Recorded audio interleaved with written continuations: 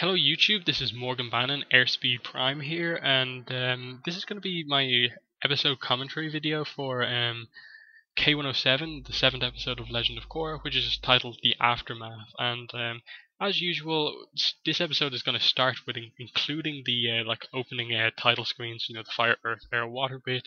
So set up your stream video of the episode to start at that part, and basically I'm going to stop speaking now for a second. There's going to be a pause, and then when I start speaking again, that is the time to hit play, and then you'll be synced up with my commentary, and you'll be seeing basically what I'm talking about as it happens. So I'm going to pause now and just press play when I start speaking again. Okay, so this is going to be the episode commentary for K107, The Aftermath, the 7th episode of The Legend of Korra, and basically the first episode after the kind of mid-season finale that was episode 6, K106, and the winner is. And an interesting one in that this is where we kind of see the kind of reveal of kind of who is the kind of brains behind the equalist movement, while kind of Amon is out there kind of being the face of it and the kind of leader in terms of the philosophy side of things. We see that Hiroshi Sado is actually that person. He's the one behind the technology that's kind of giving them the advantage at this stage in the war that has basically started with the last episode. And we're also going to get some interesting stuff on Korra basically in this episode, as she begins to kind of make friends with Asami, but then she finds out something about Hiroshi, and that kind of threatens that new friendship that she's made. Add to that the kind of thing when it eventually comes out with Asami and her father that they're the only two kind of left in their family, and he's lied to her basically her whole life after their mother passed away, and what that means for her and the emotions that she goes through. So there's a lot of interesting stuff in this episode. And we start off straight away with some nice continuity. It's been set up that Mako and Bolin live just above the pro bending arena, and because it was nearly completely blown up, they're going to have to kind of move out of their place basically because it's unsafe. And thankfully they've made these kind of new friends in Asami and Korra, in that they have two places to go to, but Asami gets there first. They come from kind of a poor background, so they're gonna choose kind of to go to the mansion over just Air Temple. And Asami asks first, which helps as well. Mako is Asami's girlfriend, so Mako, no, boyfriend. Sorry, mix up there. Nice moment there, but kind of showing the voice acting of PJ Byrne when he does the funny voice for Pabu, and the way that's kind of what gets Korra in a better mood to kind of agree to it. And this is just an interesting scene here in that it kind of shows that the kind of setup. This is the plant that Hiroshi has put in Cabbage Corp to basically take the investigation away from him and put it onto them. And as we'll find out kind of in the later episodes of the season, is that he has like police scanners all over the place. So he knew that they were planning to investigate him and the big corporations, and he basically planted stuff to make it seem like Cabbage Corp did it.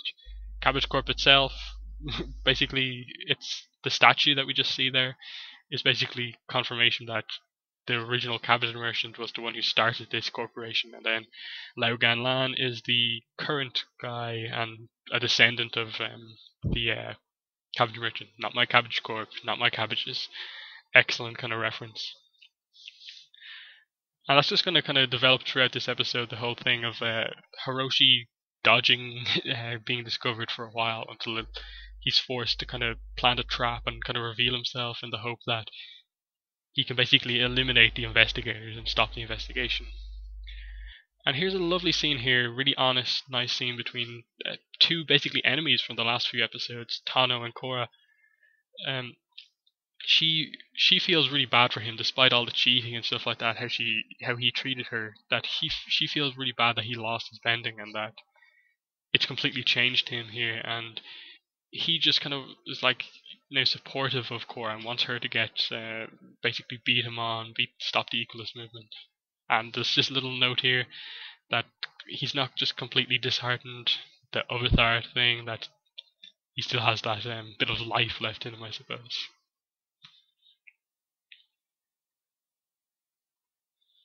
And we come to the Sato mansion, which looks really amazing.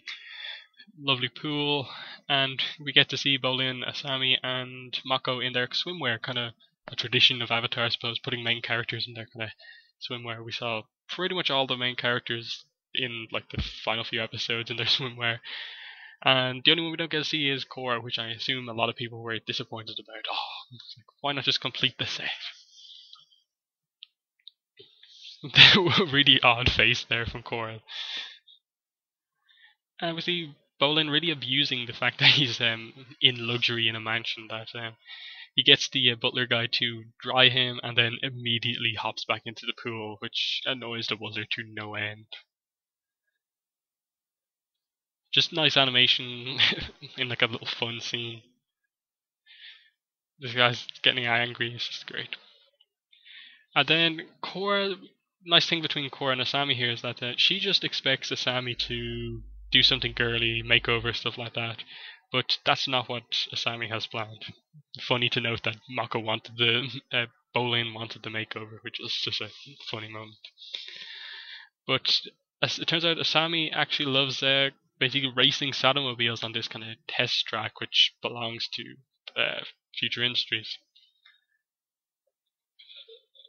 Nice line there, kind of showing the different backgrounds that they come from. She comes from kind of a rich background, while Korra comes from the Southern Water Tribe, where they really only have animals and not very developed at all. She's only be able to drive a polar bear dog, while Asami knows how to drive these powerful cars here, automobiles.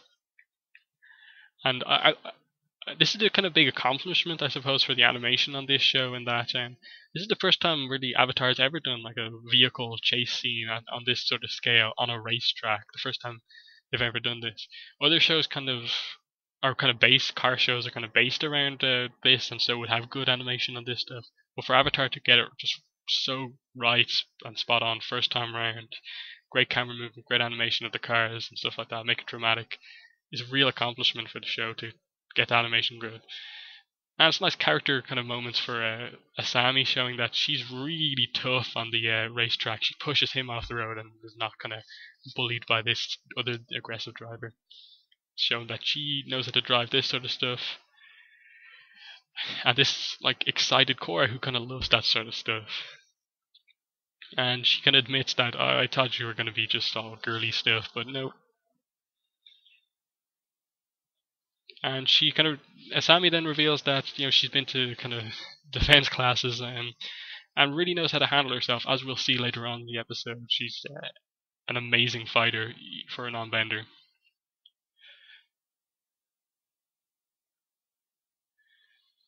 And the funny thing here is that like Korra actually finds a bathroom. She actually does need to go this time, unlike the previous two times when she was kind of lying about it to get out of some situation. Odd scene here with the really kind of dramatic music. There's like, has she found a clue to something? Clue, clue, clue. Is it no? I know she's just trying out makeup and it's just a mishap. And it's funny how this reference, Korra's first kind of finally finding a bathroom, is ultimately what leads her to find out the clue about Hiroshi here, as she overhears the conversation. He basically, Hiroshi basically admits that he planted the stuff in Cabbage Corp and he's just using that to get time to basically move the stuff away, take a lot of the pressure off him and the investigation against him.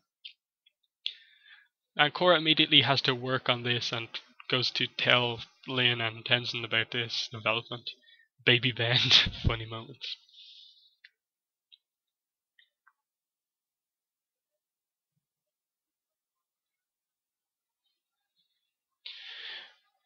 And she immediately goes straight to them, tells them what she heard, and they realize that he does have a motive and definitely has the means given his wealth.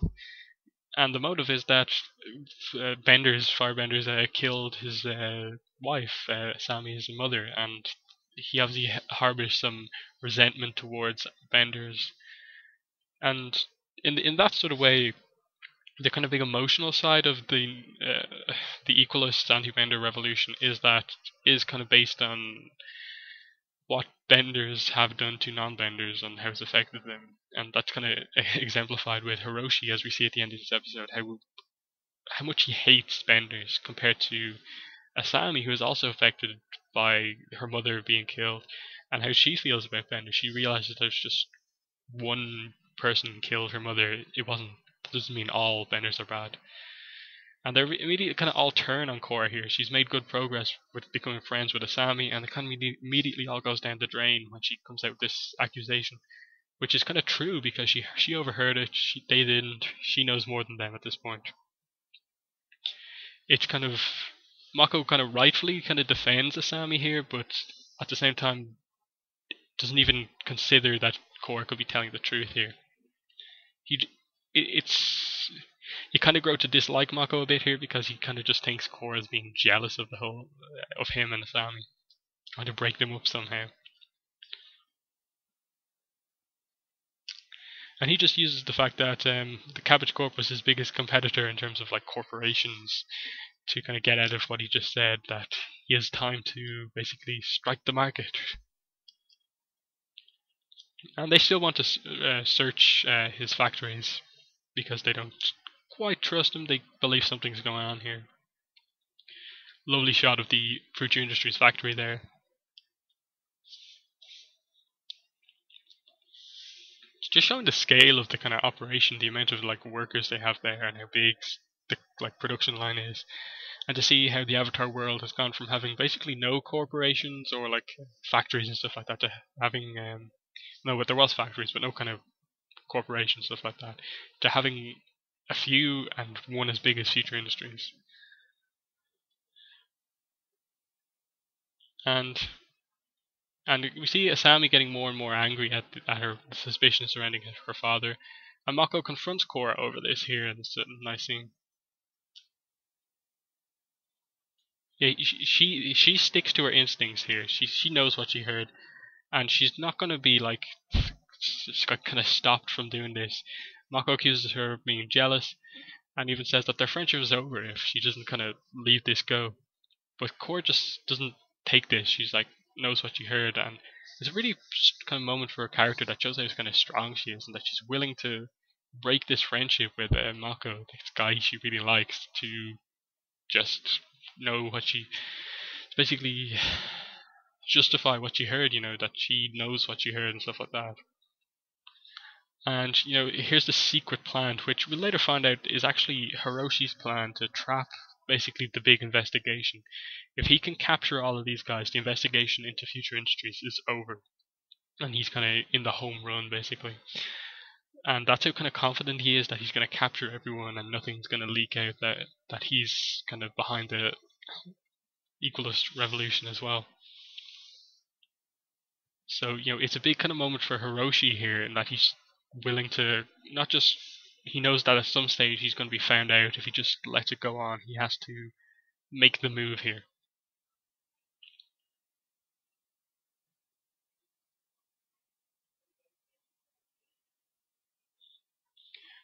And he basically, the kind of shock reveal, it's underground, and this is like, it's kind of funny thing for Avatar, and just like, we should have known it was underground, basically, secret tunnel, Oma and Shu, that's where Ozai and Ko are in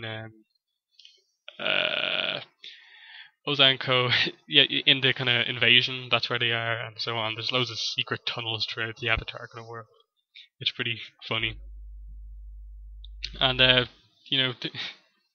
Lin knows that kind of her job's on the line here. If this doesn't go right, this kind of raid on the Sado mansion, she's gone if this doesn't work out.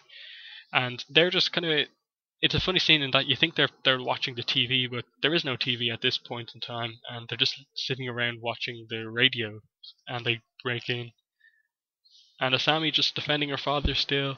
She knows that her father's in the workshop, but when they get there, he's not there, and that immediately plants the seeds in Asami's mind that, wait, he's not here, and she kind of must think, oh, he's gone out or something like that.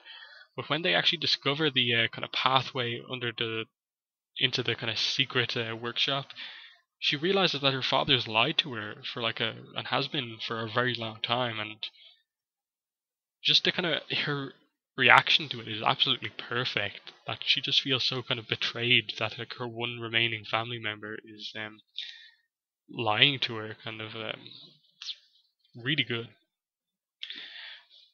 She's like, there's no tunnel, and but there is, and it's amazing.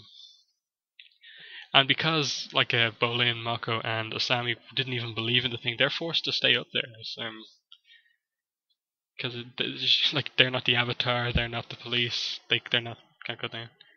She doesn't understand, and I like the way that Korra is not at all like I told you so. She's just like, I too didn't want it to be this way, but this is what I heard. I had to act on it.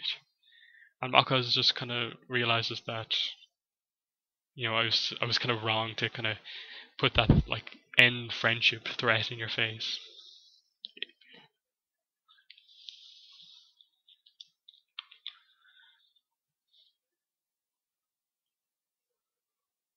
But yeah, obviously they kind of go down in the amazing elevator. It's really cool. But yeah, it gets really dramatic at this point, going to the kind of final part of the episode. Just stuff's going off everywhere, and it's nice setup with all the little plot going on. They discover the mecha tanks at this point.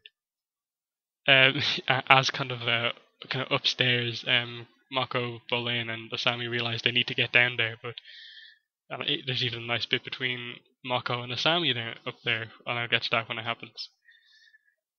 But obviously, there's the big reveal. They shut the doors, and we get a nice little bit of metal bending kind of info, kind of in a moment after this. And here's the thing: they go down, show the kind of two brothers kind of come from the streets. They have these kind of tricks that they use to kind of get away from the cops, and they kind of firebending sneeze. Bolin trips them up, and they're kind of away. It's really good. And then Sammy doesn't know what's going on. She's like not used to this sort of stuff. And that's a nice line there. They realized that he was just doing his job. They had to do this to get down there and help their friends.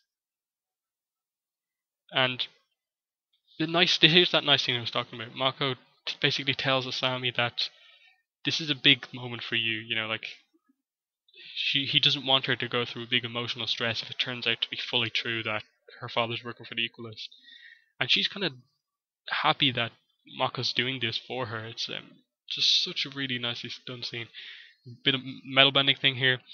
The door's made of platinum, and because platinum is a very pure metal, metal benders can't bend it. Even Toph wouldn't be able to bend that. Nice reference to the fact that metal bending isn't as such metal bending, but bending earth impurities within metal. And here's where all the emotional stuff is happening. They get the big reveal. Korra's correct.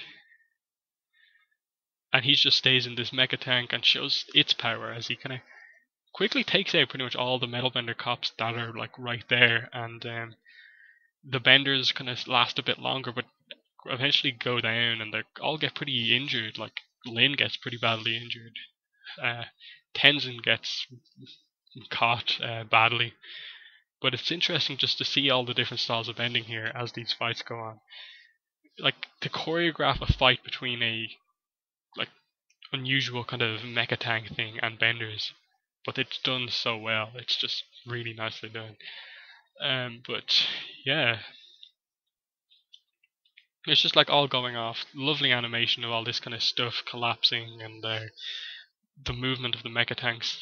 The CG animation in Korra is so much better than it is in Avatar: The Last Airbender. It's insane. But anyway, yeah, just loads of nice stuff going on here.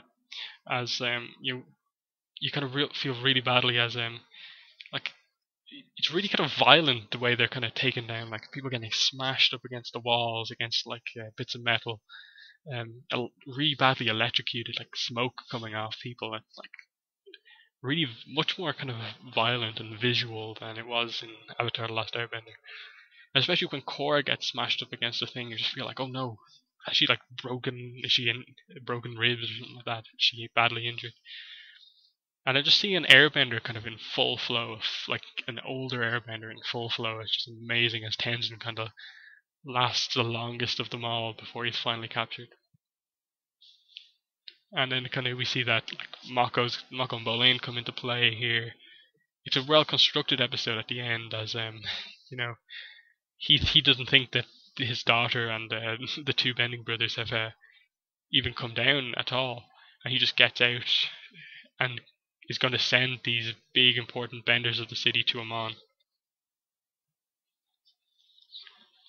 And obviously we're going to see that the fabulous Bending brothers, as they're called, kind of pop up now, trying to save everyone.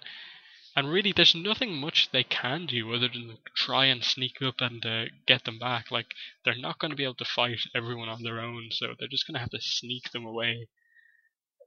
And like, this is all they can do, and it's like, it's kind of really dramatic, as you wonder. But they're quickly captured too.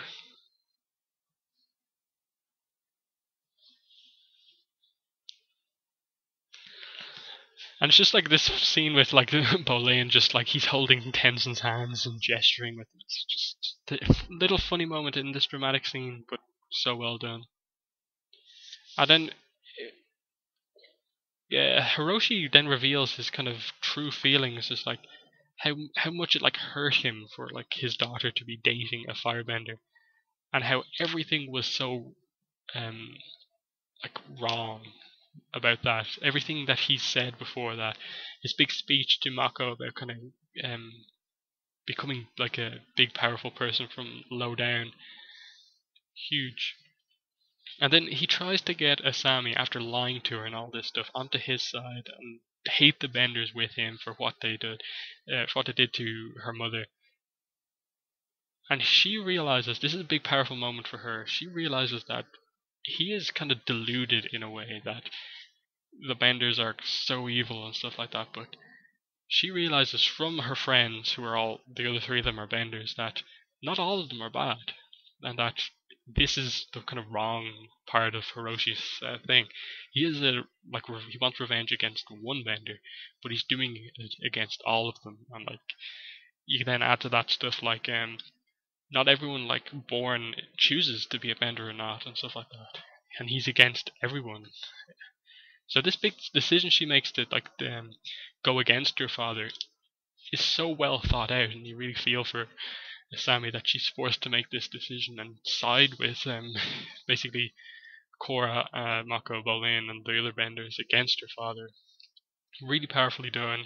Nice moment for Bolin, as he's the one to kind of make their escape work, basically. And then just really lots of emotion from Asami at the end of the episode, and Lane even here, this nice scene. She feels so guilty for what happened, and she's basically going to give up her job because she knows she's going to be fired basically for this failure. And she's basically going vigilante here, and that's just a nice moment for her. She really wants to get her men back. They are her men. They're not just other metal benders. They are the people like she's trained, some of them. And then Mako kind of basically apologizes to her. He should have trusted her more, but realizes that it was a pretty crazy thing. And then they're all going to stay at the air temple. And then this is a nice moment for Korra, in that like Korra knows that Asami needs her boyfriend right now. She has no one else, and that's nice for Korra's character there, that she's can get past her own feelings to care for someone else's, basically. And it's a really nice way to end the episode. Just with everything set up there, we have a big reveal. The Benders are struggling to combat even more powerful equalist technology and stuff like that. It's so good, and I really, really enjoyed this episode. And it's a kind of really big transition episode between the kind of first half of the season, and as we go into the second half of the season, the more epic stuff. And yeah, I'll be back probably next week with the next episode commentary on episode 8. So look out for that. Thank you for listening, and bye.